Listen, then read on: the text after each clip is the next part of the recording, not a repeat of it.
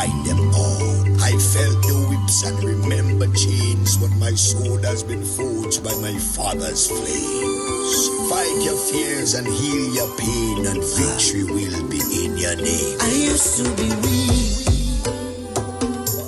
but I'm not weak no more.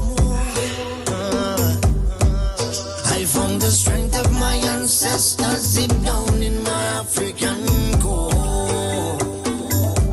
I used to be frightened, I'm not afraid no more. The Father blessed me with the heart of a lion and a warrior soul. So no weapon that form against us shall not prevail. And no man that rise against us, that war they shall never win. 'Cause I will conquer, oh I will conquer, yes I will conquer, conquer them. Come on, let's conquer, oh I will conquer, rise up and conquer, conquer them. Tell them no retreat, no surrender. I shall fight till the end of days. I was born as a Makai warrior, and the Almighty God my blade. Fire burn all Satan carrier. Father loose all shackles and chain. This morning first thing as I wake up, King David turned Sam to the brain. Don't let your courage go down, keep it up. And if your heart rip up and stitch it up, don't let your faith them fall, pick it up. When my cup was empty, God fill it up. Don't take the devil contract, rip it up. And if your bad mind people to commit it up, pass me the Congo drum and let me beat it up. God on my side, me no give it up. So no weapon that form against us shall not prevail. And no man that rise against us, that war they shall never win. 'Cause I will conquer, oh I will conquer, yes I will conquer, conquer them. Come on, let's conquer, oh I will conquer, rise up and conquer, conquer them. Thank you, Father. I want to say thank you, Lord. You are everything, Father. Thank you. Father, you alone shall guide me. No man shall lead my path. In the wind I hear your quiet whispers, and you heal my broken heart. Even some of my friends turn enemies, and they pray for right to feel. And remember you gave us your only begotten son, but we gave him the wound of life. Send down your warriors with the hello, they carry down to the end of days. No matter how the devil try trick me, unto you my soul I will give. Father, I know this storm is coming, I can see the high tide rage. Without you there is no other. Could there be that will is I say? No weapon that form against us shall not prevail. And no man that rise against us, that war they shall never win.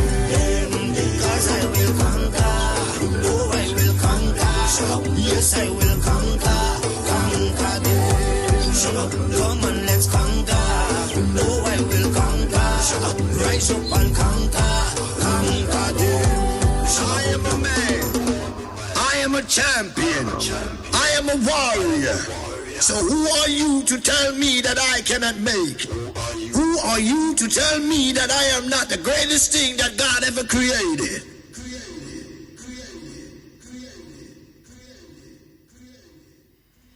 Good morning, Grenada, Carriacou, and PT Martinique. You're listening to Hard Talk Grenada. A very special good morning to those of you joining us on 97.5 City Sound FM, 89.5 CRFM, 92.9 Sister Al Radio broadcasting out there in Carriacou. And of course, 94.9 We Noise Radio out there in Brooklyn, New York. A very special good morning to those of you joining us on the live video, whether it's on Facebook, on YouTube, whatever or wherever you are. Good morning to you. It's always a pleasure being here with you. We are in the month of June, and of course, we woke up to some sunshine, but now we're seeing a few sprinkles here and there, and we are grateful because God knows we need that water. God knows we need it. All right. So we are grateful for the little sprinkle here and there passed through St. George's this morning. And wow, it is a bustle. Even though we have the situation still ongoing with the busmen, people are still finding their way to St. George to do business as they are supposed to. All right. So to the general public, hold fast. You know, everything works out the way it's supposed to work out. And that's the most I can say about that. Now, with me in studio this morning, I have none other than my co-host, Mr. Roland Bowler. Good morning, Mr. Bowler. Good morning to you, Ms. Duncan. Very, very pleasant morning to you. Of course, to the listening public out there, we are happy to be on air again to continue our discussions on matters that are relevant and important. Bringing you good information that we believe can help you if you use it correctly. All right. So we're going to start this morning off where we left it yesterday. Oh, Mr. Bowler, you weren't here yesterday, but I'm sure you were listening, and I'm sure you know we can now take WhatsApp calls. Oh, that's wonderful. It is wonderful. Yep, You know, yesterday when we got our first WhatsApp call, I was telling everybody I felt like a kid in a candy store, you know? So now we're reaching people everywhere. So, guys, remember, once we open the lines, and we'll do so about 11 o'clock. 11 o'clock is a good time to open the lines today. We're going to open about 11, and remember the numbers to call is 440-7377 if you are local and you want to give us a call. But our WhatsApp number is also 440-7377. So you can call us on WhatsApp. You can also send us a message. And to those of you who follow us on Facebook, or to those of you who are listening to us on Facebook and you want to give contribution to the conversation, it is best that you follow the page and then post the comment or whatever it is, because generally if you don't follow, I can't see what you've posted. So I know there are a lot of people who feel like their voices are being stifled or that they're being ignored. It's not that you're being ignored. It's just that if you don't follow the page and post your comments to the Hard Talk Grenada live Facebook feed, live feed, then I can't see your comments. All right. So I advise and I encourage that if you want to contribute, even if you just want to say hi and hello, you know, and you've been saying hi and hello and you haven't been getting a response, it's not because I don't want to. It's not because I I'm trying to stifle your comments or whatever. It's just that I can't see it. All right. So with that being said, Mr. Bowler, we've come back into circulation. The economy is gradually, building again. People are doing shopping. People are doing business, basically. And, of course, that's what we've wanted. We were home for almost 3 months, and people were crying out that it is now time. And most of our prayers have been answered. And, of course, coming out of it, fresh out of it, we've been hit with another hurdle. Of course, that hurdle being the Bus Association and their plea to increase the bus fare for the general population. We had a long conversation here yesterday regarding it. I want to give you an opportunity, since you weren't here with us yesterday, to, give us your final words, because we're not going to drag it on and talk too much about it. It will be what it has to be. But, for those who are listening, especially the busmen who are listening, at the end of the day, we have to understand that in this time, a sacrifice has to be made. And you have to be willing to make that sacrifice. Not just because people want you to, but one, it's the right thing to do. Two, you have to take into consideration that the people who are supporting you, the people who have been supporting you throughout the year, been traveling on your buses, these are the people who have to cough up that 50 cents extra per trip, to meet your demands. And of course, as we were discussing this morning, it's not per trip, because you also have to take into consideration all of the people that you pick up along the way when you drop off other people and so on. So it's not just that 50 cents, but it's whatever profit you're going to make as a result of it. And that People. It's people we dealing with. And it's the people that have to come up with that money to pay it. Thank you for the opportunity, Ms. Duncan. And I did have a little piece to say the last time I was here, which was last week. And I want to be as balanced as I possibly can. And you spoke about make a sacrifice. But I believe in this time, this present dispensation under which we operate, sacrifices needs to be made. Not just a sacrifice, but sacrifices by different sectors of the population at different times. And sometimes even the same grouping may have to make several sacrifices because it is not ordinary times as we knew it. It is still very much a COVID-19 era we're in. Possibilities are still very high that even at this time, while there is no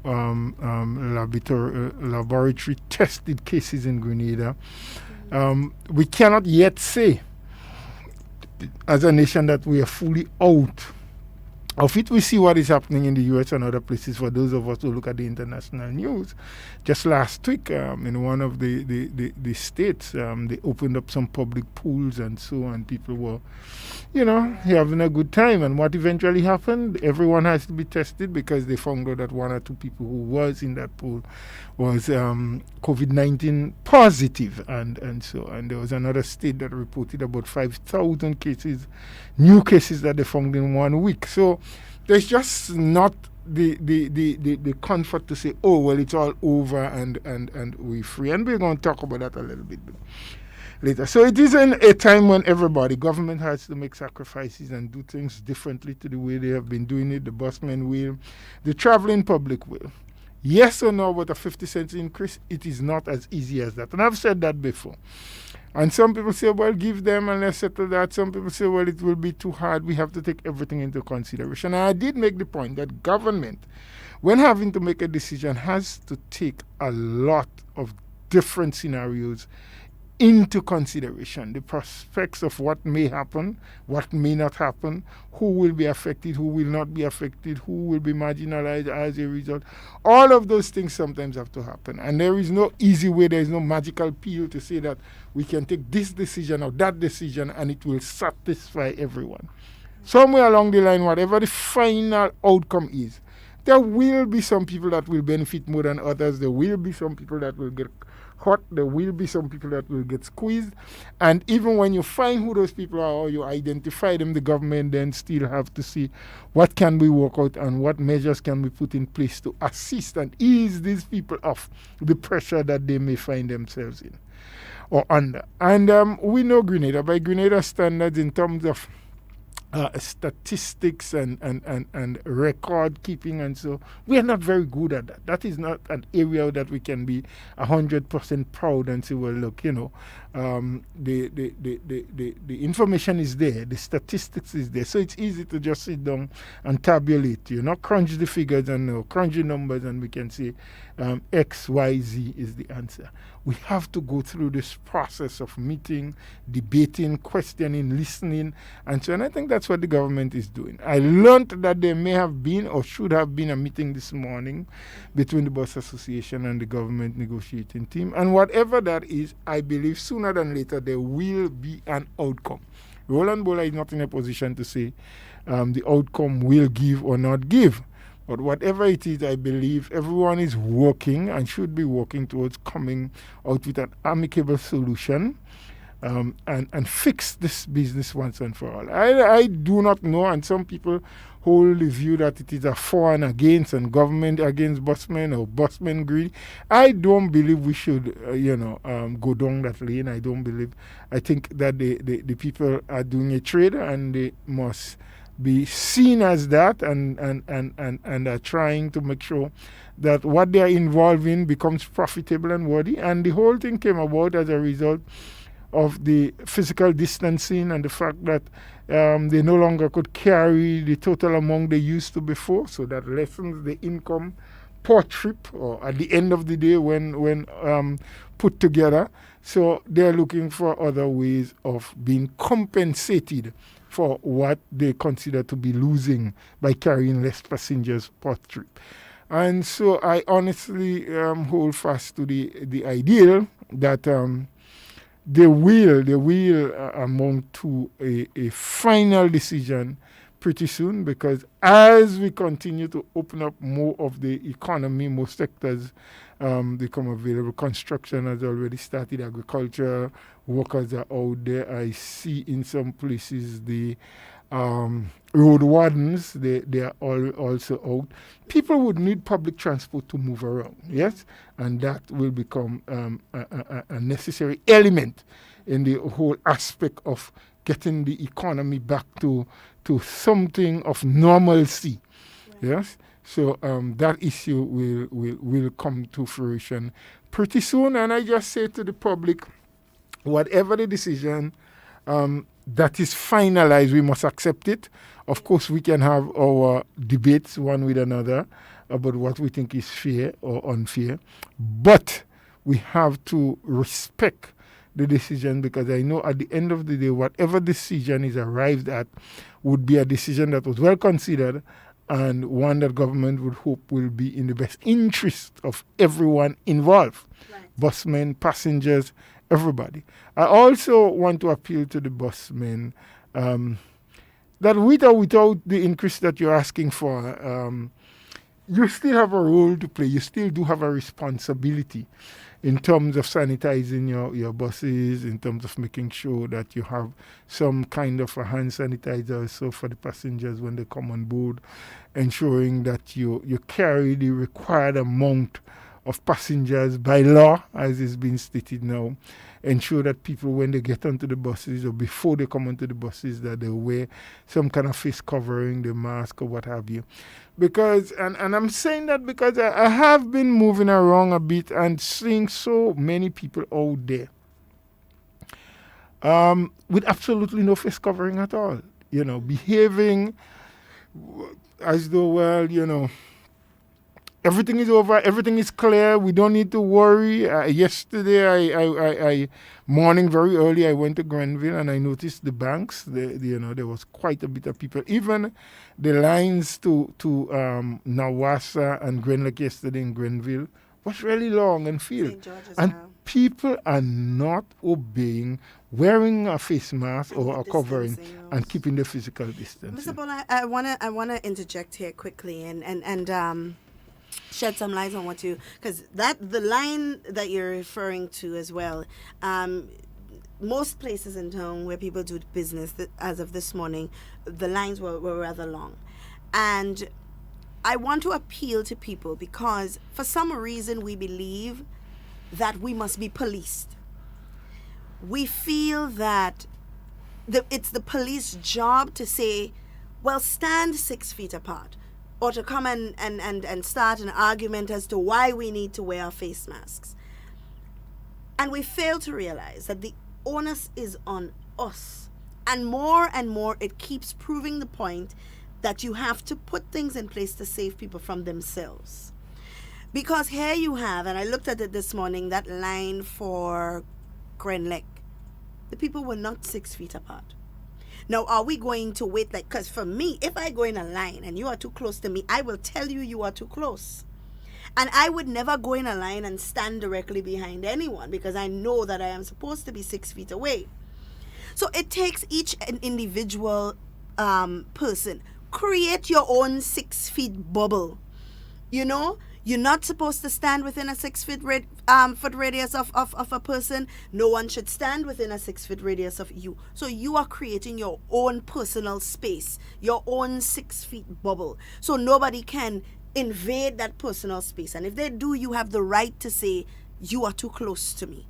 You know? And we have to take that kind of approach and that kind of stance. Because if we continue along the lines of, well, that is okay, we open it back up. So COVID gone away, gone about its business. We not to worry again. That is not true, because it is negligence that is going to put us back into the situation that we were in a few months ago. If we are negligent, we will end up there, because what we have to understand is that at some point we must start opening our borders again. Our borders doesn't mean just for tourism. We have people who want to come home. We have people coming in on our ports of entry where is that again? Port Highway. To do business every day. So we have to be mindful. We don't have to move around in fear, but we have to be mindful that at any point in time, anybody close to you can be a carrier, whether they are symptomatic or asymptomatic. You know what's funny? The other day, I was talking to somebody, and they say, "What? I hear somebody cough and sneezing along." People not just coughing and sneezing as they used to. Sometimes you're going to somebody have a cold, and all they hearing is kuhum kuhum. You're not hearing that anymore. People are more mindful of their surroundings, and they know that, well, Lord, if I have a cough, let me make sure I have my rag because I don't want anybody watching me funny. But we have to be mindful. We're not living in fear, but we have to be mindful.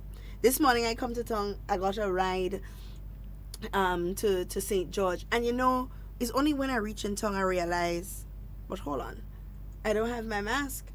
And I was so nervous because I know, God, Lord, I'm supposed to have my mask and it's supposed to protect me. And look, there's so much people in town. What am I supposed to do? And luckily, right around the corner, there was this gentleman selling masks, $5 for one. But I also would want to say, Mr. Bowler, that I want to see more people doing that. Because you never know what could happen. And masks being a necessity, it should be easily accessible or easily available. I really don't want to have to go and stand up in a line in the pharmacy to buy a surgical mask. Somebody set up a nice little table in town, have his hand sanitizer and whatever, and sell your masks. Me, if I get a mask to go with every outfit, I'm buying it. But you said you saw a man selling at $5 for one this morning? $5 for one this morning. Well, you didn't buy, Ms. Duncan. I bought 5. And you're not wearing any? I don't need to wear in the studio. You have 1 year, and we're far apart. It's just asking. But, it begs to labor the point that you made. Self-responsibility. Yes. What is my responsibility for my health? What is the responsibility I am taking for the health of my family? Yeah. We all have that certain kind of responsibility. Yes, government has.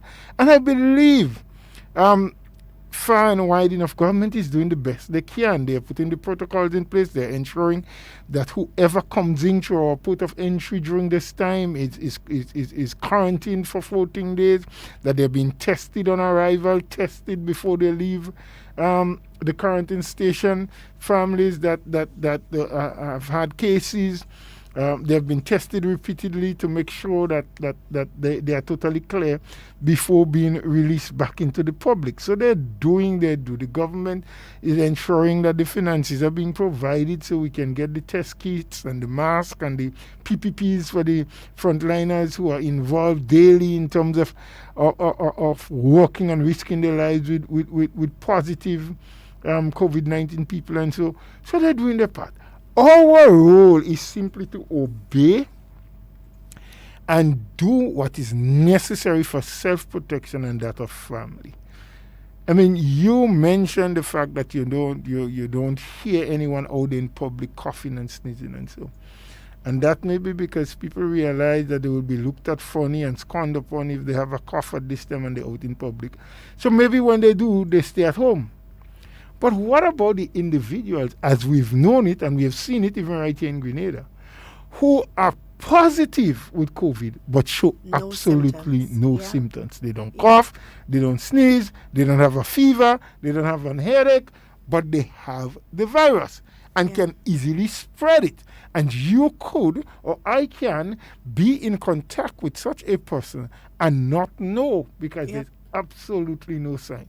So the best thing, the best protection, the best prevention is to ensure that we cover our faces. Wear our mask as much as we possibly can, keep our physical distance, avoid being in large crowds, no pushing and being on top of each other's back. Whatever business we have to do, join the line, keep the distance, wear our face covering, and of course we can get through and this has to become a normalcy for us. I mean, it was not a thing that we knew, but COVID-19 has demanded that we do so.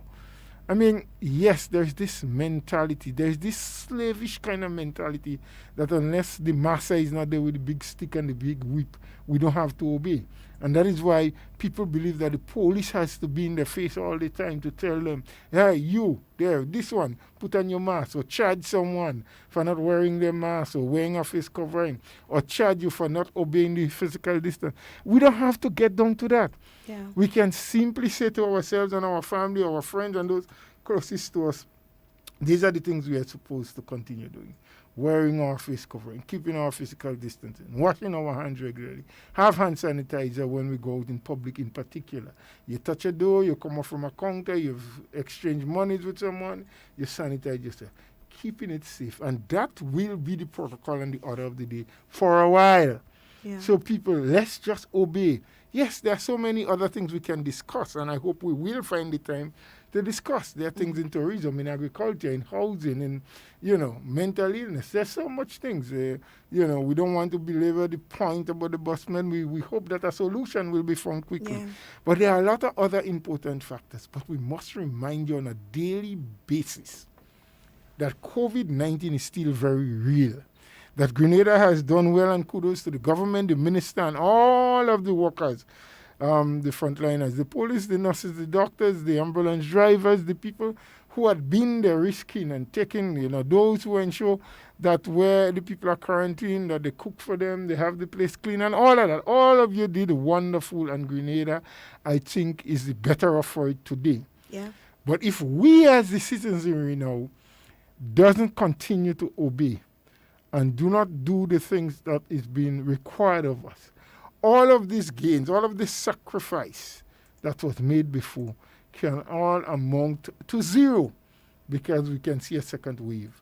We can just have total infection coming back. We can see more people put in the hospital, and the staff and the medical staff under tremendous and immense pressure if we come up with another 50, 60 cases, and I hope we never have another one. Yeah. But Me too. until and unless we do what we are supposed to do, that possibility is always open. Yeah. And with that being said, people coming in, there is a repatriated flight that left London, or is left London early this morning, that will be taking Grenadians who got stranded in the UK because of COVID-19. They'll be bringing them back. So it's individuals from Grenada, Barbados, I believe St. Vincent, St. Lucia, and I'm not sure, somewhere else. But they're bringing them back. It's a flight full of regional nationals. Yes. That will be coming in, and we have Grenadians. I think believe 20 there were plus 20 plus Grenadians on that flight that will be coming in, that will be quarantined. And I feel like I must say this because the first thing you're going to hear as soon as the Liat land with these people, whether it's tonight or tomorrow or whatever, whenever they come in with I think Liat. it's British Airways going into Barbados. Into Barbados, and Right. then Liat, It's from going Liat to Grenada. To Grenada, yes. Right. With a smaller aircraft. So I know that when Liat lands and these people come in, the rumors will start. First we go here is probably Chinese. Then we go here. Who else they said us coming? Deportees. Then they're gonna say it's deportees, and I mean we have to stop with the rumors, but of course it's our duty as well to inform and to keep you guys informed on what's happening. So there is a group of nationals that will be returning, whether it's tonight or tomorrow, that would come in from Barbados, from the UK. All right, so From the UK through Barbados. Yes. So keep your minds and your eyes open for that, and be ready for when you hear the rumors start. You are able to say, I am informed on this topic, so I know that is not so. So you can quench the spread of propaganda, because we know it will happen, but quench the spread of propaganda. And friends, these are Grenadian nationals. Yes. Who were out there in London and other places, vacating or whatever business they went to do. But not living. No. Vacating, I said. Right. Vacating, whether it was vacation or whatever other business, and got held up because of COVID-19 and the closing of borders The Grenada closing their borders, the UK closing their borders. So there was not that movement of people from country to country. So they battled it out. And now that you're having, as the new word is, some easement of the regulations, these people are now being allowed to come back home. There are more, I believe, not just in England, but probably Canada and the US and other places. And so gradually, as the request is being made, government is going to make the assessment, or the COVID-19 committee. They're going to come back here. They all will be quarantined upon arrival, so they will not be allowed to go home to meet relatives and friends and just interact and be out in the community. They'll be tested and quarantined, whether or not they are positive, as you know the deal now. And after the 14 days, tested again, and then they would be released. So these are our people. They are not Chinese, as we say. Sometimes we like that rumor. We like to say, well, a plane come and we didn't know, and this, that, and the other. Locals who have been stranded, so to speak, in London due to COVID and the lockdown of the borders are now being given that opportunity. And government has also encouraged that individuals who are stranded in other countries, if they can put together to form or to get a chartered flight, they also encourage that, because having a chartered flight is easier to control than commercial flights coming in ever so often to drop people off. So for those of you in the US, I know I saw something going around where a group was trying to charter a flight. So they were asking Grenadian nationals in the US that wanted to come back to contact them so that they could arrange that chartered flight. So I'm hoping that all goes well in that regard, because I mean they are our people. We cannot refuse our people, but just know that when you come back, you have to be quarantined. It is not an option, it is mandatory, right? And you will not be quarantined at home. So prepare yourself for that. So when you come in, say, a vex and a quarreling and a calling the media and make noise because they want me to go on quarantine in this place, and prepare for it. You will be quarantined. Government will tell you where you will be quarantined, but it will not be at home. All right? So prepare yourselves for that. Mr. Bola, I know we have to talk a little bit about agriculture today. In particular, I want us to touch on the cocoa and nutmeg farmers. The reason is because the Minister of Agriculture would have yesterday made a statement in which they were increasing the amount of allocations to the GCNA. I believe they were supposed to get 6 million or something around that. And they were giving them an increase. I'm not sure if you've heard it as yet. No. And also, she would have made mention of the farm labor program that they were introducing, where you would get seedlings. And I want to know what the qualifying factors for that are. So I really need to get some more information on that backyard gardening program. If it's just for farmers, or if a household has enough land that they would like to start farming, if that qualifies them for that program as well. And of course, they would have restructured the the farm labor program. The farm labor program, where they now incorporate for the cleaning of cocoa and nutmeg trees and soursop and coconut, and of course the short crops, or the tubers as you would call them. All right. So I know as a farmer, I want to get it from you, because not only are you a farmer, but you also were Minister for Agriculture some years back.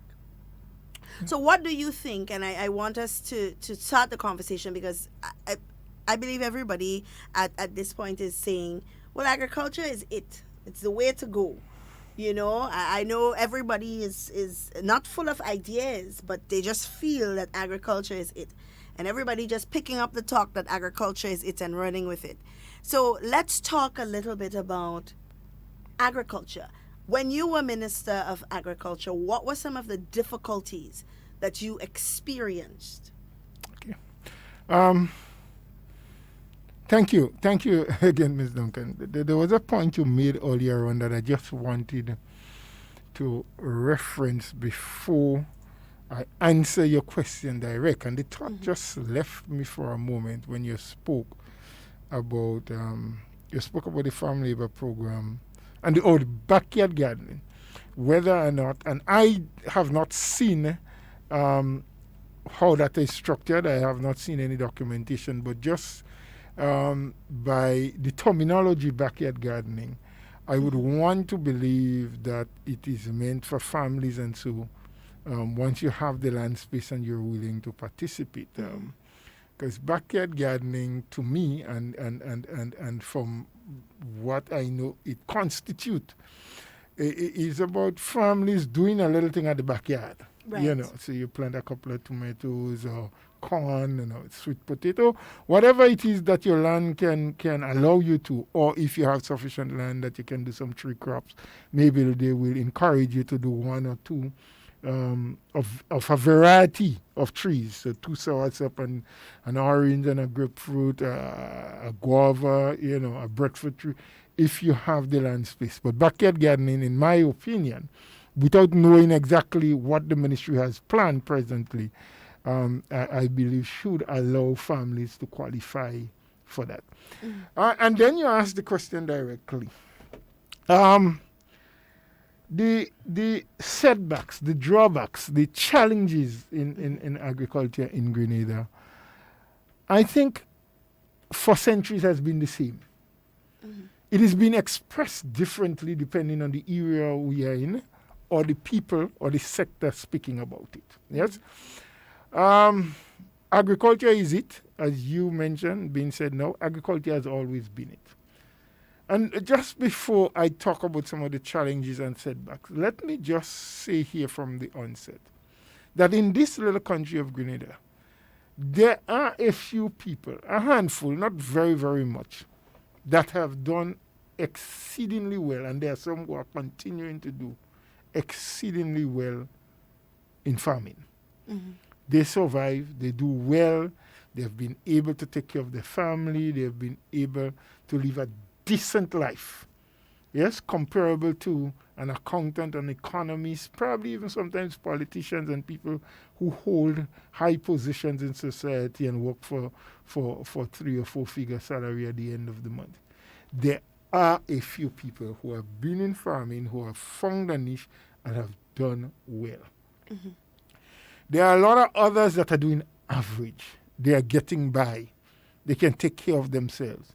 However, they don't have the excess like those few up in the top bracket. And that happens in almost every strata in society. You find it in construction. Some people do exceedingly well, while others just average. You find it in other sectors. So it happens in agriculture. However, there is that school of thought and that belief that much more of our people can be doing much or should be doing much better from farming. And from time immemorial, by Grenada standards, there are a few things that has hindered us. One, we are primary producers, meaning that there's not much added value. In recent times, we have seen some more. So for ages, our cocoa, which is a main export crop for us, has been planted, cared for, harvested, fermented and dried, packed in bags, and shipped away.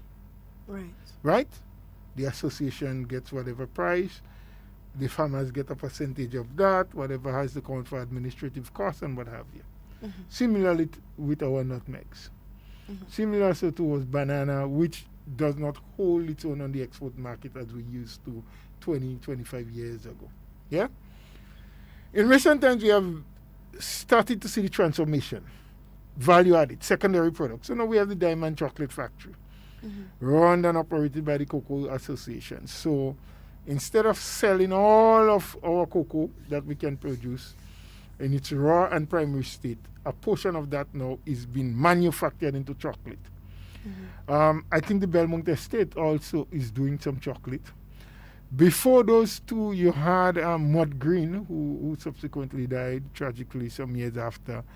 But he has the Grenada Chocolate Factory, which still operates, that use organic cocoa. I was hearing about another chocolate producer in St. Mark's, in Bouquet. Is it Bouquet? No, I don't think it's Bouquet just yet. I can't remember. But there was another, so there were about 4 that I'm not too sure about that one in St. Mark's, what its present status is. But, they were talk about, and I think I actually saw some packages of the product that they did. Yes, so we are starting to move into that. A long time ago, we had La Grenada doing a lot of jams and jellies from some of our thing. And in more recent time, and I remember that had happened, and probably started before, but they were being better established, with a lot of work being done by Miss Teresa Marichaud, who used to be an extension officer in the Ministry of Agriculture, working together with a lot of the small producers of confectionaries and so, cottage industry as we call them, using a lot of the nutmeg pods and the damson and the guavas and so on, making jams and jellies and a couple of other products. And they were able to negotiate some shelf space at Foodland. So there are dedicated shelves now where these products are placed so people can purchase them. Right. We're seeing more and more of our local chicken in supermarkets and so. And so some people are doing, and there are some inroads that are being made.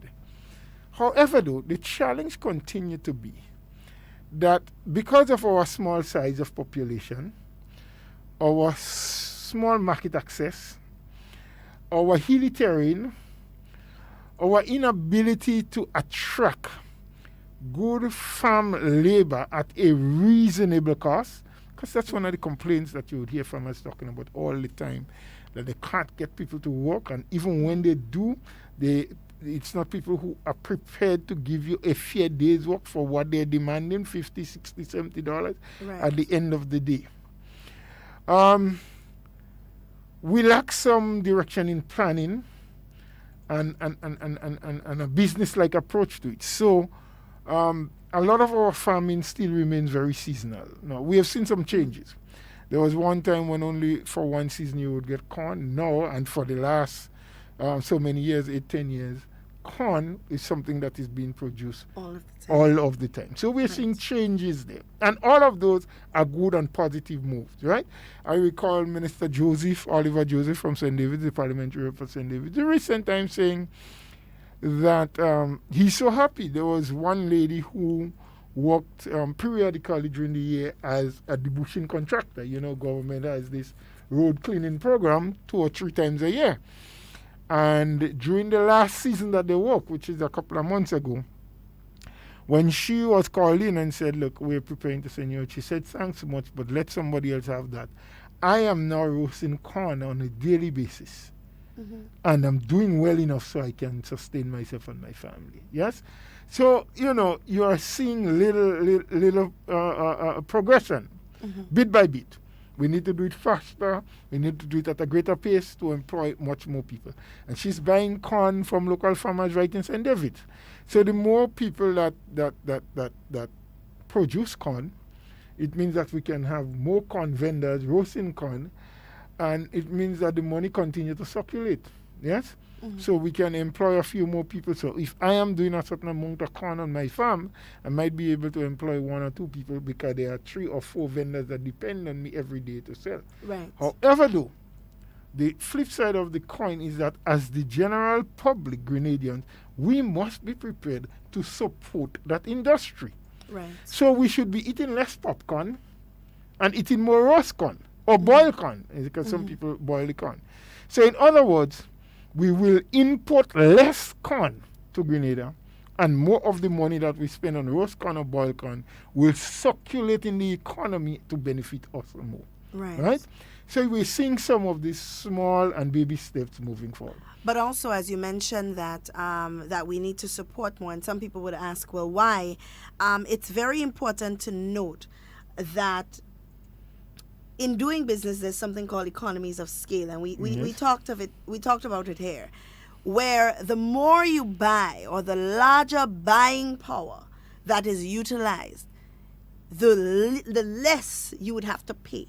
So, for example, all these big businesses, conglomerates like Walgreens and Best Buy and these places, they are able to sell at a cheaper cost because they get more traffic in terms of sales. Yes. So I want to go and buy something cheap, and I'll just go to Walgreens, or I'll go to Walmart, or whatever it is, because we don't understand that we hold the buying power. And the more we support local, then the more we can encourage cheaper prices. And that is really how it works. So a lot of times we complain, oh, well, I'm not going to buy that in the market because it's too expensive, and that is part of the problem. That we choose not to support local because we feel it's too expensive, but we are actually the reason why it is so expensive, because we don't support enough for the price to be dropped. So we need that. But we also need better planning. And then there's a way, because government puts a lot of money into agriculture in Grenada. And it will be surprising to know the amount of $1 million annually that goes directly into agriculture. Yet, we don't feel the benefit. And so maybe government need to put some more. That's one. But secondly, they probably need to change the approach of how they do it. I think they should start, one of the things that government should start looking at is what I would refer to as price stabilization. Get a formula. Because you have farmers at something, and I did make mention of the fact earlier on that we're very seasonal with most of what we do.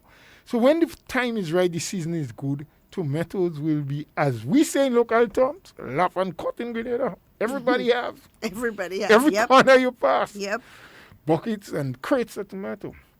And sometimes the price goes as low as $1 a pound because every farmer has in abundance. And so you cannot get a standard price. So maybe government need to start looking at something called price, what I call, they can call it any name, stabilization. But it must work with information is absolutely important, and farmers cooperation.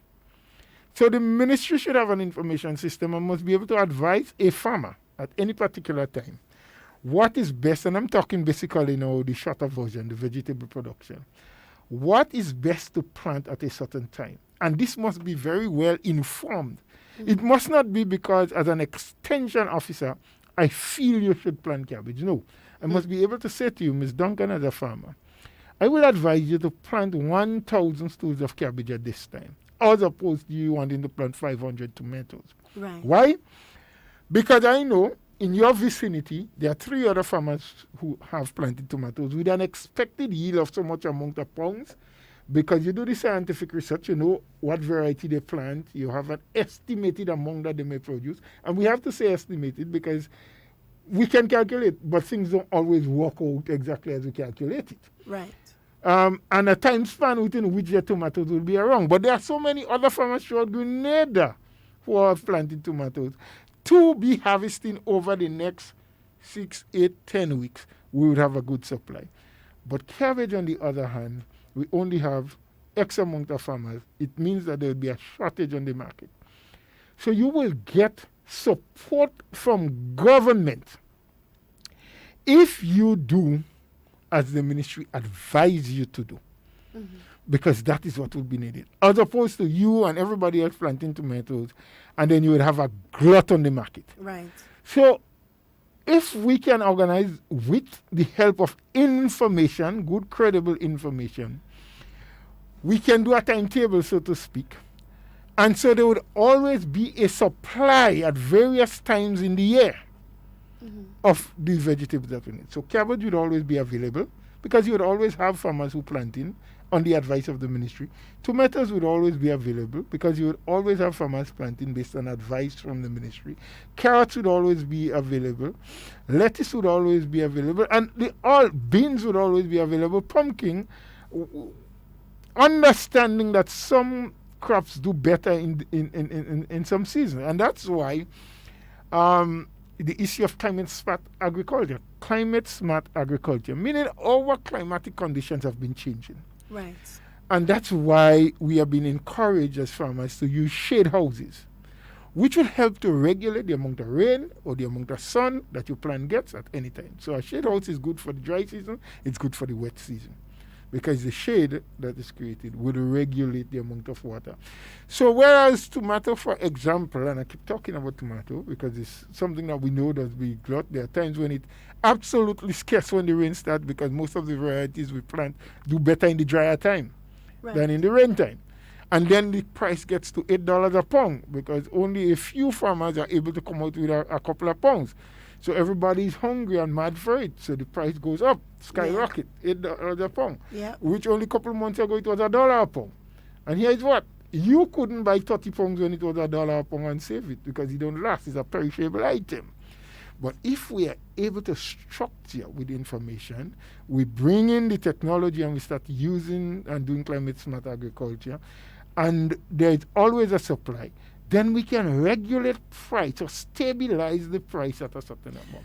Well, Mr. Bola, when I spoke to the minister last week, I believe, she said one of the difficulties that they have is that farmers are not willing to work with the advice of the Ministry of Agriculture. And that's why I talk about changing. Government should start looking at changing the approach of how they put the money into farming. So, for example, farmers can get assistance for plowing. So now the government tractor service is not up to par. So they're using private people who has tractors to plow. But here's what government subsidize.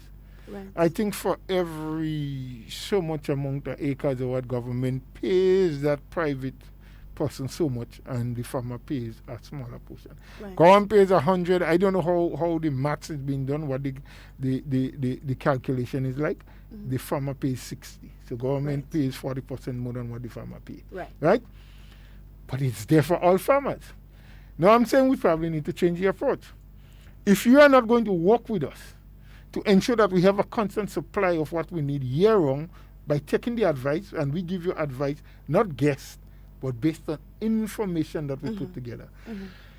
Then we'll help you with plowing. Then we'll help you probably with fertilizer. Or maybe we can give you direct. And many years ago I suggested, and I brought it to Kevin, and I even told the farmers at a plant distribution session, the opening of a plant distribution session at Maribo, when I was then Minister of Agriculture. I said, my advice to government will be to stop subsidizing the price of plants. Because it cost, on average, because I had a team in the ministry work it out at the time, and this was 5 years ago probably, that it cost an average of between $12 to $15 to propagate and bring to the stage for passing on to the farmer any one plant, whether it's cocoa, it's nutmeg, soursop, or coconut, what have you. But here's what. At the time, farmers was paying $1 for a cocoa plant. $2 for a nutmeg plant. I think $2 or $2.50 per soursop plant. You go to a private nursery on the outside, and you'll be paying $7, $8, $10 for the same plant that you pay $1 and $2 at the government nursery. So it means from upfront government is subsidizing. But here's what. The amount of soursop, mangoes, what have you, fruits that has been propagated over the last 10 years, 20 years or so, have we seen a drastic increase in the output? Right. No. In fact, in some instances, there have been a reduction. The issue is the plants are so cheap. Farmers come, make a lot of noise. They want so much amount. A man wants 100 nutmegs. You want 250 cocoa. You want 500 soursop. In some cases, half of these plants never get planted. They move from the propagation station to the farm. And I say in some cases, because you have some dedicated farmers. And some are planted, and they plan to come back and plant the rest some other time. You have a high mortality rate because some of these people don't follow all of the cultural practices in terms of how, the distancing and what have you. The young plants are not cared for properly, so a lot of it die. Even some of them, those that survive, sometimes these people never go back to the land until the next planting season. So they get choked by vines and so on, they never get clean. So government continue to subsidize up front. And 50 to 60%, or probably even more, if we do this, the research we might see, of the plants that government subsidize never come to maturity to produce. My belief is allow farmers to pay the full price for the plant upfront. It means that if I have to pay $15 for a cocoa plant, I may buy less. But because I spend my money, my hard-earned cash, I will be motivated to take better care of it. Right? And I'm not saying everybody has to agree with me. But here is what. Extension officers must be tasked with the responsibility to follow these farmers. So they will know how much plant that farmer purchased. They must know where he or she plants, and they must constantly check. Now in 2 years, or 2.5 years, because of the care and attention, your cocoa starts fruiting. Government must then turn around and say to you, but this comes with planning and preparation, that we are going to now refund you the full price for the plants that you bought. So you bought 100 cocoa plants, for example, at $15. Yeah? We give you back your $1,500 or whatever that cost is. Because, or probably even more, because you did not only buy the plants, but you cared, you work it, you fertilize it, you bought, but you must have a certain quantum that you must do. So you and I who do our little backyard garden, if I buy 2 soursop and 2 mango, I don't expect government to subsidize me for that. You understand? We're talking about people more into the commercial thing. You buy 500 soursop, when it reach maturity, government, so we can sign. People must sign, and government pay for all the surviving trees that are bearing. Not for those who didn't care for that die, not for those who didn't plant, but we subsidize it. So that's one way of looking at it. As it relates to the vegetable farmers, I was saying, you take the advice, you get free plowing, we supply you with fertilizer, you can qualify for farm labor, what have you. So maybe farm labor for vegetable farmers should not be for one period in the year. The money is budgeted, but it must go to the farmer when needed. That's the vegetable farmers, because they are working with the ministry and the ministry's program. If you decide as a farmer, because it's your land, I don't want your advice. You say plant carrot, I am planting tomato. You say plant cabbage, I am planting lettuce. It's my land and I plant what I want. That is also fine. We are not in a communist state. We can't force you, but we will withhold the government's assistance. So you wouldn't qualify for farm labor, you would not qualify for plowing service, you would not qualify for free fertilizer and all those things. Because we have to get people to understand, for this thing to work, it's not just about I produce what I want and expect the market to just accept it at a price that is reasonable for me to make a profit. Because people have choices. Now, if I am selling my tomato at $5 a pound because that's what I need to cover the cost and to make a profit, but you can afford to sell yours at $3 per pound to cover your costs. I would buy the one for $3. Of course, the public have that choice. Yeah. But if we are able to regulate the amount that is on the market at any one time so there is no glut, and we can stabilize the price across the board, then every farmer can sell theirs. And there must be some kind of an arrangement where government helps to subsidize, Because if $2.50 is what can cause you to make a profit, but government stabilizes the price at $2, it means that government has to find a way to give you 50 cents. Mr. Bola, those suggestions are actually genius, I would say, because we there was a long conversation here the last time about farming, and everybody was saying more needed to be done in farming, and I kept asking the question, well, what is the more that you keep saying that needs to be done? There's a lot of people who are of the opinion that government needs to put more money into farming, you know. But what are your views on that? Because as you clearly stated, it is not it's not to incentivize farming in a way where farmers just take advantage of what is being given to them, you know, but incentivize it in a way where the country benefits, but also the farmer. Of course. Well, farmers are members of the country. I mean, let's take a look at after the event of Hurricane Ivan, you had the agriculture rehabilitation project. First, about $20 million was spent just helping farmers to clear lands, right? You had all nutmeg trees down, you know, a lot of tree crops, avocado, what have you. Everything was done. Wind blew down everything. Vines started growing. The government invested in chainsaws, got farmers back into the field, say, look, you and your family and whoever in the neighborhood that deserve or needed, not deserve, but wanted, willing and able to work, can go back and start cleaning up, start cutting up the trees. Chainsaws were loaned to people. And government turned around and paid them. Pay the farmer. Pay his wife. Pay his son, if he had a son working with him, and whoever else was on the farm. The extension officers were responsible for seeing that the work was done and certifying the pay sheets. And people got paid immediately after Hurricane Ivan for cleaning up their own lands. What was not demanded, which I thought was a slight mistake, is that people were not told, as you clear, you need to plant. Right.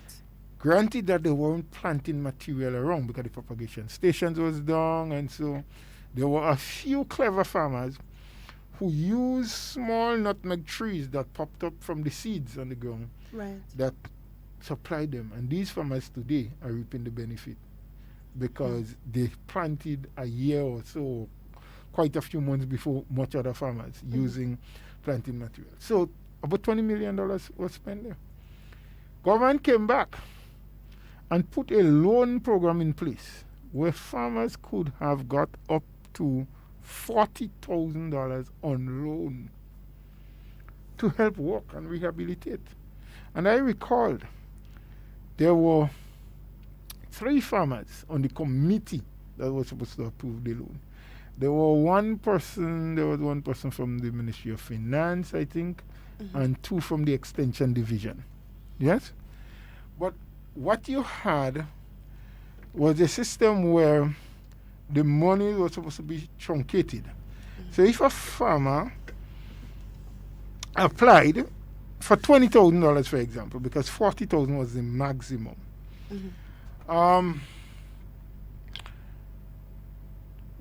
his area that he wanted to work was supposed to be investigated, and a determination must be made what quantum did he need for land clearing and preparation, so land preparation overall.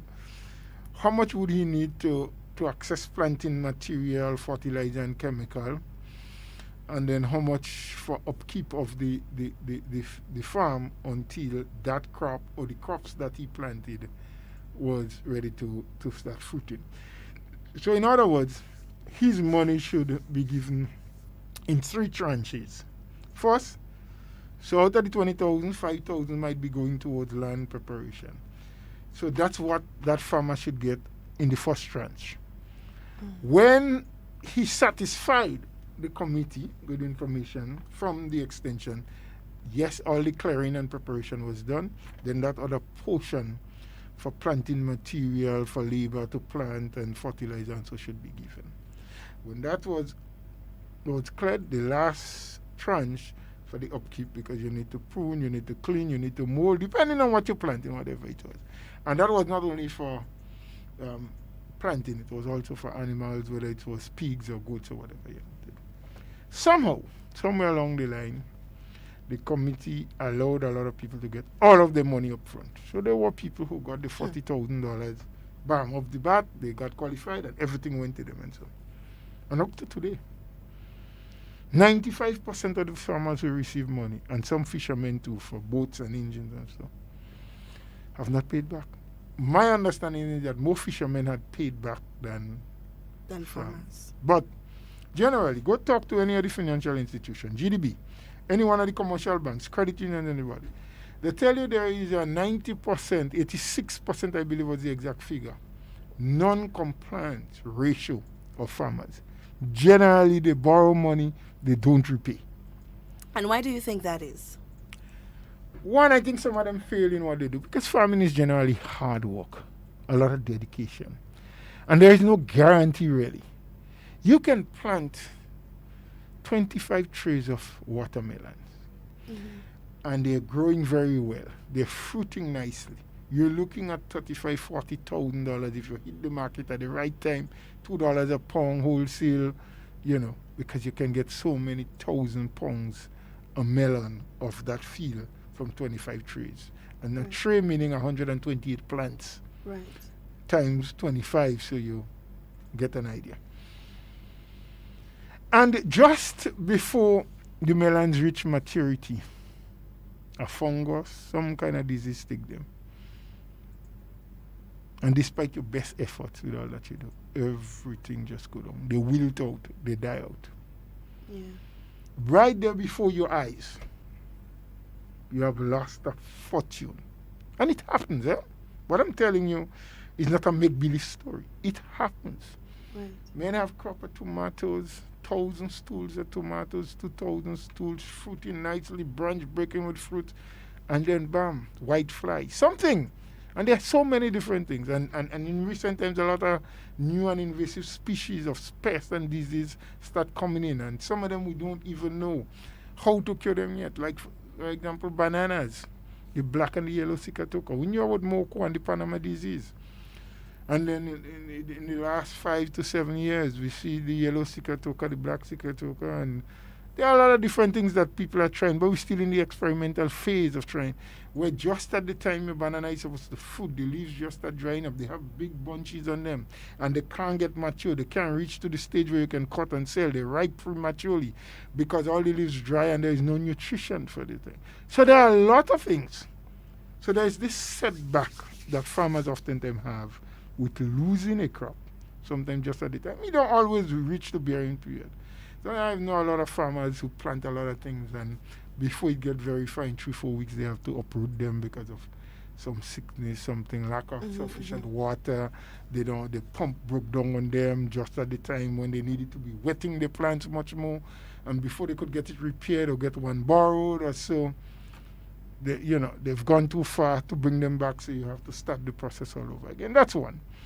Secondly, there are some of us as farmers, especially the younger ones, that we do well with a crop. And as soon as we see $20,000, $30,000 in our pocket, and farmers do touch that kind of money sometimes from one crop, especially melon, it is time to fete and have a good time, and we forget that it was the land we got it from. Yeah. That's the reality. And they never look back to start working again and plowing and planting until that portion of money runs out on them. There are some people who just don't remember that there was a financial institution that came to their aid, to their assistance when they most needed, so that you need to work out a certain percentage of your income to go towards that. And then there is also the time, as we mentioned before, when you do extremely well with a crop and there's no market because everybody else have, and the price. So there are a lot of preconditions that can cause a farmer to be in a very difficult place. And that is why I'm saying we must come to the stage where we start planning differently, where we organize differently, and the assistance coming from government must come in the manner where we can control what is being planted, how much of what is being planted, and when they should be planted. Right, and it all goes back to treating farming as a business. As a business. If you sit down, and I was watching, my daughter and I were watching, I'm not sure if you're familiar with the book Anne of Green Gables. But we were watching, there's a series on Netflix that's Anne of Green Gables, and we were watching, it's a farming community, and the farming is basically what they do for a living, and they have to deal with winter and all of these things, and I hear them talking about, and this is way back before we had tractor service and all of these things, where you had a family working the land and trading whatever it is that they work or reap to get monies. And I would look at it and say, just as an example of how it was done back then, without all of the technology and all of, and how simple it was in terms of them. It was their livelihood, and they understood that that was their livelihood. They sat and they planned. Okay, well, winter is coming, so this is a crop we need to plant for winter time. All right, this is probably what we need to trade because Jack down the road is planting a whole crop of corn. So if we plant a whole crop of corn, we probably won't get a market for it. So we need to plant peas instead. And it just goes to show that proper planning, sitting and analyzing, and even if you don't have the business sense to do it, that is why cooperatives are so important, because you may form a cooperative with 5 other people. 5 of you may not all have the same skill. One may be good in finance and budgeting. One may be good in determining, okay, well, which season is best to plant what. One may be able to do a better analysis of the market to see what sells more and what we can gain more from and what we need to plant more from at which time. So it all goes back to proper planning, as you said, and having a business sense, or treating farming as a business, because we tend to blame government every time something goes wrong, and we fail to realize that farming for every individual person is a private business. It is a private business, and that is why I said government needs to change its approach of how it gives assistance, because information is also absolutely important. But the little farmer up in Rosehill, would he be able to access the information island-wide of who is planting what and when they planted, when is the expected time for harvest and what the expected yield will be? That is where the extension division of the Ministry of Agriculture, because they are everywhere. Right. They are the ones who must capture that information, collect that information, and be able to share it with the farmers and give great assistance in that. Yes? But you touched on something earlier on, which is a point I've made for ages. Farming also, there were 2 things that affected the way we farm in Grenada. If we go back into Grenada's history, most of our communities, as they are formed now, were basically estates in those early years. So a community was built around an estate because your parents was working on the estate, and so they started building and living close by, right? Most of especially in the St. Andrews area, maybe not so much St. George, but St. Andrews area, most communities were like estates. Now, in the era of Sir Eric, he started what was called land for the landless. And I think we started to go bad with agriculture from since then. Not that I'm against his policy, or what he did was wrong. What he did was not wrong. He just did it the wrong way. Right. We should have since then earmarked agricultural lands, housing lands. Yeah. Yes? So settlements should not have taken place on good, productive agricultural lands. Right. Then you start having what I call the segmentation of these large blocks. There are a lot of people that work well in agriculture, but only under instruction, with guidance and management. But what you had, and it went on into an era when the former Minister of Agriculture, George Brizan, in the NDC time, was also Minister for Agriculture. They did subdivide, even then, some estates. And workers on those estates were given those blocks, 5 acre, 10 acre, 15 acre. Now, a lot of these people, they cutlass, they prune, they fertilize, they harvest well because they had a manager, they had a supervisor guiding them.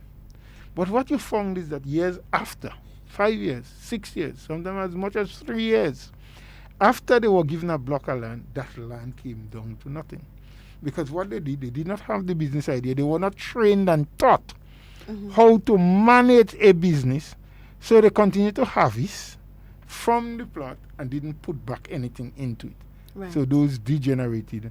And a lot of good agricultural lands, we started losing them because a daughter, a son, a cousin, and niece wanted a little spot to build a house, and they gave them a spot because no one had lands here. Right? So we lost a lot of agricultural lands through the segment or the subdivision of these massive plots that was managed, properly managed, and you had 500 acres or 300 acres that you could have run a nice cocoa farm, you could have do whatever it was they were doing.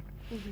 But a second important thing that happened throughout the ages that sometimes we lose cognizance of is the fact that even the families that was involved in private farming now, they had a 40 acres, they had a 50 acres, they had 100 acres, whatever it was in those days, ensured that their children got a proper education, went to secondary school, to college, to university, if they could have afforded it, using the same money from farming, from the nutmeg, from the cocoa, whatever they sold.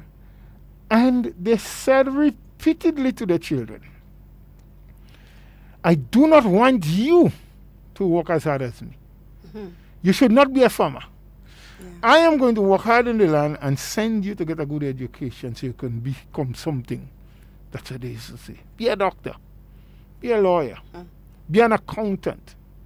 So what you had was these families that depended on agriculture wholly and solely for their survival, propped up their family, educated them, gave them wealth, caused them to build a proper house, to purchase a transport, started going because there were no replacement. Right. When daddy got old, there was not a son to take over. He had sons, but they were in America or Canada or England, or he was doing a white-collar job, not take over the land. So when the father or the mother passed on, they assumed or took control, and they were in St. George's or wherever, and just have somebody running the thing, doing something for them, not as properly supervised as it should have been. Right. Yes? So we lost generations of farming. Nothing was passed on to the children so that there is continuity with farming. Yeah. But all of those were in the past, and we cannot change them now. Yeah. There's nothing we can do to bring back that kind of system. But whatever we have now, we need to get the statistics, we need to get the information, and we need to change the way. And I believe we should have said that on this program before. We should engage the minister or the PS in agriculture and get from them the many different programs that they operate within the Ministry of Agriculture. Right. And the dollar figure that goes with it. And show how much money is being pumped through the Ministry of Agriculture on an annual basis into farming, right? And let's tabulate, let's look at the results, and let us see if the investment that government puts in matches the outcome at the end of the day. Yeah. Because we hear it all the time, government not doing enough for farming. Is that really the truth? Or is it because we're not implementing and utilizing what government is doing in the most effective and efficient manner to get maximum out of it? Yeah. And here I am not defending government to say probably we don't need to put in more. Maybe when you change the approach and you do the tabulation, you may realize that government probably need to put $1 million more, or 500,000 more, or 2 million more. I don't know. And I wouldn't suggest, because we have not yet worked out the amount we're putting in and what is the end result. Are we getting value or maximum value? We may be getting some value, but are we maximizing what is being used? So there are a lot of challenges, but maybe some of those challenges could be overcome if we sat down, if we plan, if people decided that they're going to do things differently, that they're going to accept responsibility and they would obey authority. And you brought up a very good point, Mr. Bola, where parents prefer that their children do the, as you call it, white-collar jobs, becoming doctors and nurses and, working in a business, sitting behind a desk, answering a phone. And we don't see the benefit of sending them into agriculture, or sending them into farming. And sometimes when we look at farming, we look at farming as somebody going into the land and working the land and reaping the produce.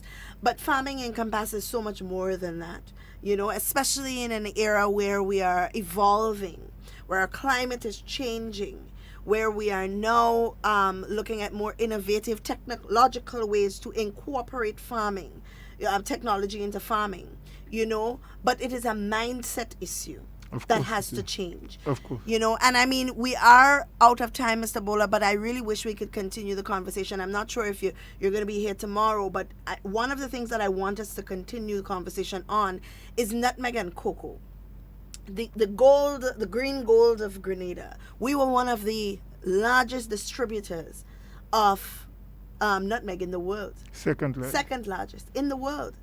Yes. We understood what got us away from that. There was Hurricane Ivan that gave us a major setback. But what is preventing us now from doing that again? Our cocoa is rated as one of the best for chocolate in the world.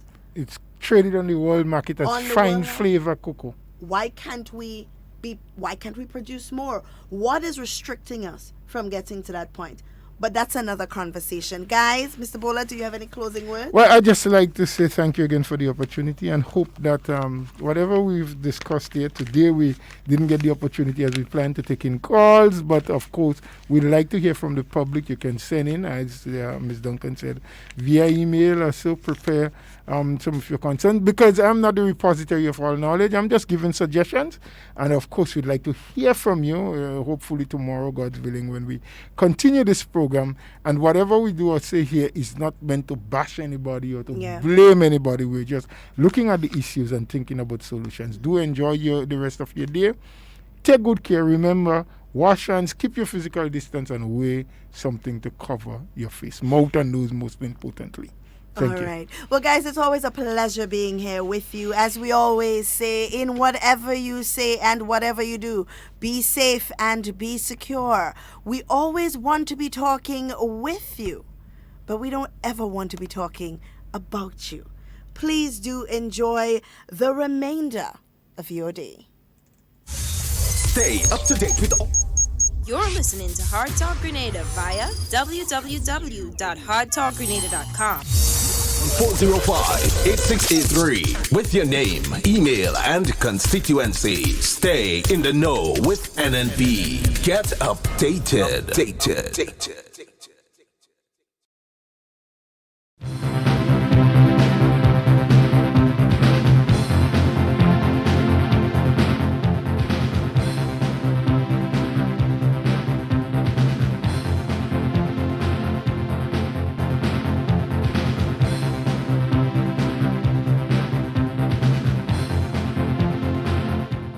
The following is a message to the nation by the Minister for Agriculture and Lands, Honorable Yolan Bain Hosford, on the stimulus package as a result of the impact of COVID-19 on the agricultural sector. The challenges brought on by COVID-19 have forced the entire nation to endure some level of sacrifice. For some of the nation's farmers, the state of emergency restricted access to their farms, resulting in losses in produce. Notwithstanding this, we must appreciate that this decision was taken firstly to protect lives by containing the spread of the virus, a decision that impacted the economy negatively. Having done a preliminary assessment, the government committed ECD 5 million as part of the stimulus package for the agriculture sector. However, to date, the Cabinet approved over ECD 6 million as a direct response to the impact of COVID-19 on the sector. I am pleased to report that this will increase as the Cabinet considers a proposal from the Grenada Cocoa Association for financial support. It is important to note that the Ministry went through a rigorous process of formulating the Food Security Mitigation and Response Plan in collaboration with the Marketing and National Importing Board. The MNIB's involvement was strategic, given the challenges farmers faced during the initial stage of the pandemic with marketing their produce as a result of the repatriation of SGU students and the impact of the pandemic on the tourism and hospitality sector. Therefore, the ministry had to offer some immediate relief to farmers, thereby providing an avenue for farmers to sell their produce by establishing farmers' markets throughout the state. I am pleased to announce that through this initiative, the ministry has invested over ECD 100,000 to ensure that the nation's hard-working farmers were able to market their produce, thus securing their livelihoods. I am also pleased to reveal that the Cabinet has approved the work plan and budget for just under ECD 1 million for the Marketing and National Importing Board to address the immediate challenges with marketing, distribution, and storage of agricultural produce. This, we believe, will bring much relief to farmers during this challenging period. As the ministry continues to cushion the effects of the COVID-19 pandemic on the agriculture sector, it will focus on 3 areas in the short term, which are as follows. 1, the implementation of its restructured farm labor program, which encompasses 2 components: A, tree crop, nutmeg, cocoa, soursop, coconuts, etc., and B, root crops, vegetables, and tubers. Note, this initiative targets commercial farmers and will see a total of 400 acres under cultivation. 2, the implementation of the backyard gardening component. And A, 500 families will benefit from this initiative along with a few geriatric homes. And B, each recipient will receive a backyard garden kit with a variety of seeds, seedlings, tools, and other agriculture inputs, and a tech pack. Note, the ministry's technical officers will work along with each family. 3, the implementation of protective culture technology. A, refurbishment of existing shade houses on private farms as well as various propagating stations. B, the construction of 10 shade houses. And note, the work plan and budget for the above mentioned will see an injection of just over ECD 2.5 million. As we listen to the cries of our nutmeg and cocoa farmers, as export markets disappeared before their very eyes, and the association's inability to purchase farmers' produce, as a concerned government, the Cabinet approved ECD 3 million support package for the GCNA to divide it into ECD 1 million grant and 2 million loan. As I said earlier, the Cabinet is in the process of approving a support package also for the GCA. It is very instructive to note that government has already exceeded the initial sum committed to at the time when the stimulus package was disclosed to the nation. As we endure during this difficult period, there were officers of the ministry who risked their lives and that of their families to make sure that the ministry was able to deliver services to the public. To the workers at the various propagating stations and their supervisors who work tirelessly to make sure the propagation targets are met. The officers of the Extension Division who ensured that operations of the farmers' market were successful. To the finance officers and other members of the administration department for ensuring salaries were processed and paid on time.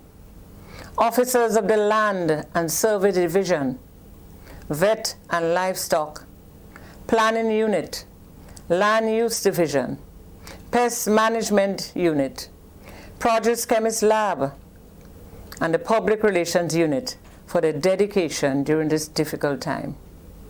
It will be remiss of me if I didn't single out our drivers for their commitment and dedication in service.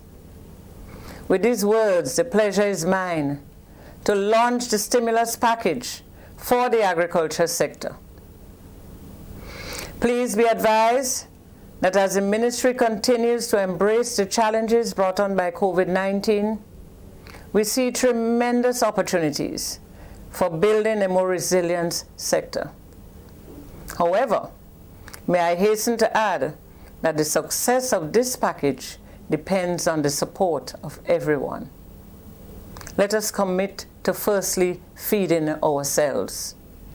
And remember, we all have a responsibility to ensure a safe nation for all. May God bless us all. The proceeding was an address to the nation by the Minister for Agriculture and Lands, Honorable Yolande Bain Hosford, on the stimulus package as a result of the impacts of COVID-19 on the agricultural sector.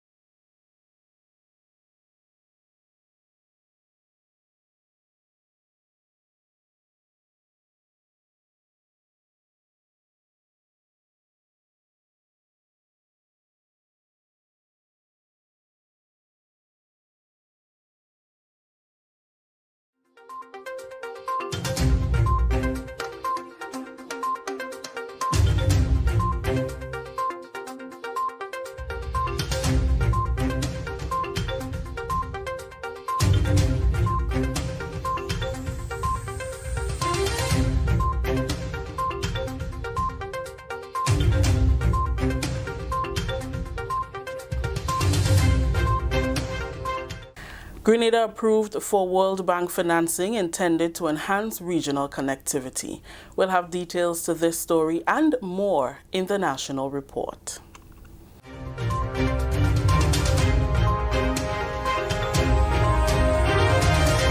With the details to the news for Tuesday, June 2nd, 2020, I am Rakisha St. Louis.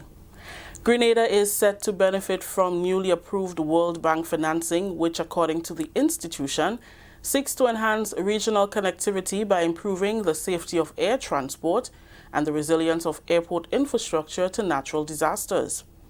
The World Bank has disclosed that International Development Association (IDA) financing of US $17 million has been approved for Grenada. Dominica, St. Lucia, and Haiti are listed as the other beneficiaries for the series of Caribbean regional air transport connectivity projects. We get more in this report from Chris and Mitchell. The Grenada project, according to a World Bank press release, will support increased safety and efficiency of airport operations and navigation, make climate resilience improvements, and strengthen the country's capacity in civil aviation and airport management. This includes installation of air navigation and safety equipment at the main international airports, construction of a runway end safety area, and a resilient air cargo facility, and preparation of an aviation sector strategic plan. Prime Minister and Minister of Finance, Dr. the Right Honourable Keith Mitchell, has welcomed the approval of financing for the airport project, attributing the concessionary terms to government's management of the economy in recent years.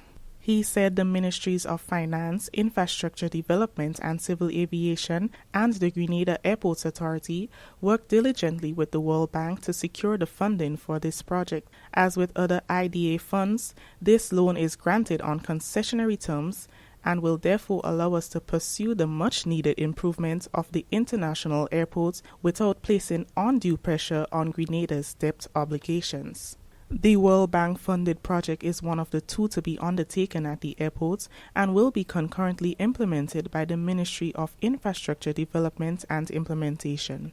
The overall scope of work for both projects will include resurfacing of the runway and turning pad, construction of a bypass road and an administration and emergency center, procurement of a new air traffic management system, installation of an instrument landing system and an X-ray screening machine, training for air traffic controllers and fire rescue staff, among others. Minister for Infrastructure Development, Honourable Gregory Bowen, said collectively the two projects will bring tremendous benefits. He said the resurfacing of the runway and the installation of various safety features will significantly enhance overall safety at the airports, ensuring Grenada's compliance with international standards and the continued operation of the airports. With the approval of financing, the next steps will include signing of a financing agreement, project design works, and selection of a contractor. For the National Report, I am Chris and Mitchell. The Ministry of Health has resumed hospital services, clinics, and visits to the General Hospital. Since the limited state of emergency due to COVID-19, services were scaled down and done mostly by appointments, and no visitors were allowed on the wards. Tuesday, June 2nd, saw the resumption of these services with strict protocols implemented to guarantee the safety of patients, staff, and visitors. Acting Medical Director at Hospital Services, Dr. Taisha Donald, spoke with the Government Information Service on the hospital's plan for this period. We would now start by doing temperature checks for persons visiting. So persons visiting, they will be expected to cooperate with security and nursing because temperature checks would be done at the entrance. 2, you would see an increase in signage across the hospital. So during the course of this week, we would have more signs regarding hand hygiene, wearing of masks, maintaining social distance. So we would try and have an increase in the number of signage around the hospitals across Grenada to ensure that persons are reminded of what's expected of them. We also plan to do, we're trying to increase the number of sinks that are around. So apart from all the hand sanitizer ports that you would see on all the floors, we would also need to do some extra sinks, which is in progress, so that persons can wash hands or sanitize hands. Visiting hours are from 11 a.m. to 12:30 p.m. and 3 p.m. to 5:30 p.m. Dr. Donald says only 3 visitors will be allowed in any one cubicle. Each patient will be only allowed 2 visitors at a time, which includes the next of kin. So we'll have 3 visitors per cubicle at a given time, and this is to ensure that we avoid overcrowding in our hospital and on our hospital wards. Each patient is allowed a total of 2 visitors, including their next of kin. So the next of kin is actually the person who has ultimate authority over that patient, can make decisions. So the next of kin will be allowed to visit, as well as 1 other patient. However, please note that 2 persons will not be allowed to visit a patient at a given time. So persons who are visiting must be mindful that if you have someone else waiting to visit, you should try and make sure that you don't use up all of your visiting time. Yes? In terms of the different wards, so that applies to our general wards, like our medical wards, the surgical wards, but of course you have exceptions depending on which ward you're on. On the maternity and pediatric wards, NICU and intensive care unit, only 1 visitor will be allowed at a time. Visitors are reminded to adhere to all protocols in place as the ministry and country continue to fight against the global pandemic. This is the National Report. We'll have more news after the break. Protect yourself and our community from COVID-19. Wash your hands frequently with soap and water for at least 20 seconds. If soap and water are not available, use an alcohol-based hand sanitizer with at least 70% alcohol. Use a tissue when blowing your nose, sneezing, or coughing.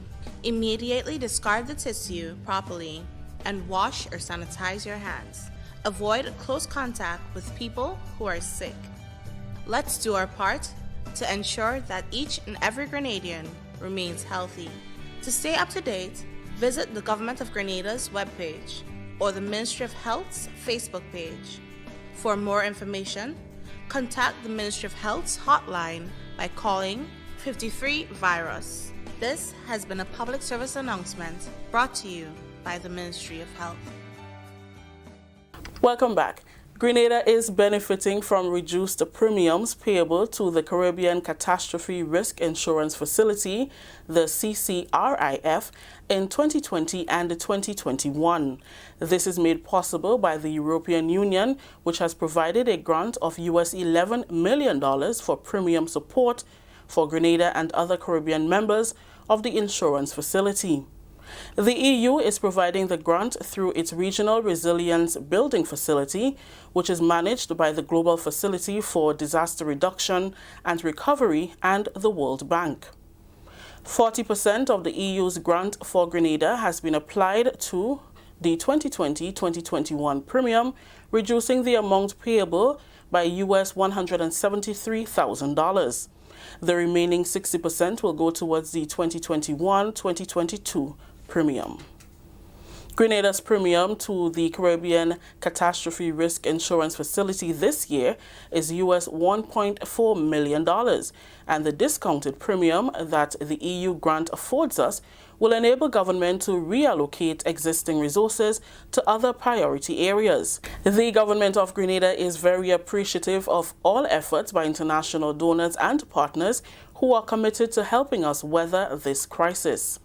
The insurance facility was created in response to Hurricane Ivan in 2004, and according to its website, it serves to limit the financial impact of natural hazards for governments by providing short-term liquidity when a policy is triggered. The facility provides parametric insurance policies for tropical cyclones, earthquakes, excess rainfall, and the fisheries sector.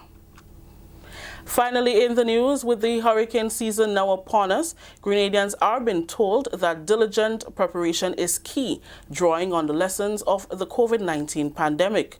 Minister of State with Responsibility for Disaster Management, Senator the Honorable Dr. Winston Garwe, says COVID-19 has shown that new and improved responses to risk mitigation must be incorporated into overall preparedness arrangements. His comments were contained in a national statement to open the 2020 Atlantic hurricane season. This period requires disaster and emergency managers to be innovative and resourceful. This is a dynamic situation, and our response must be dynamic as well. emergency managers, including government officials, private sector authorities, and non-profit organizations, are encouraged to analyze the disaster management strategies to ensure that it reflects hurricane plus COVID-19 scenarios. This approach is critical because it presents an opportunity for developing complementary instead of separate strategies. Ensuring the virus is not spread in shelters is a major priority for the National Disaster Management Agency, NADMA. Senator Gawe says the inspection of shelters is just about completed for the 2020 hurricane season. Sheltering is an anticipated challenge as far as emergency preparedness during the time of a pandemic. Traditional determinants of when to issue evacuation warnings needs to be reassessed in light of COVID-19 and may result in changes to the protocol of when to evacuate or shelter in place. Evacuation risks will have to be balanced against the risk of increasing virus transmission, which could have long-term effects than the hurricane itself. The National Disaster Management Agency is spearheading work on the new protocols for sheltering, taking into account the risks associated with the COVID-19 pandemic. The shelter inspection team is just about wrapping up the inspection of shelters. Upon completion, the 2020 list will be published. That story just ended the national report for today, Tuesday, June 2nd. Let's recap the top story. Grenada approved for World Bank financing intended to enhance regional connectivity. On behalf of the entire news team here at the Government Information Service, I am Rikisha St. Louis saying thank you for joining us. Until next time.